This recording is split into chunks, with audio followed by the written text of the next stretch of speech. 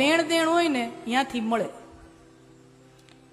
ઘણી વખત તમે જોજો કોઈક અજાણ્યું વ્યક્તિ જીવનમાં જેનું અસ્તિત્વ નહોતું 2-4 દિવસ પહેલા, એ વ્યક્તિ આપણને જીવનથી ભરપૂર કરી દે. કોઈ અજાણ્યા વ્યક્તિ પાસેથી આપણને એટલો બધો લાભ થઈ જાય. અને ઘણી વખત જેની સાથે જૂનો સંબંધ હોય એનાથી લાભ ન થાય. ઘણી વખત આવું તમે જોયું હશે. એ ક્યાં હે? લેણ દેણ હોય ને તો કોઈક અજાણ્યો માણસ ગમે ત્યાંથી આવી અને ફાયદો કરાવી જાય.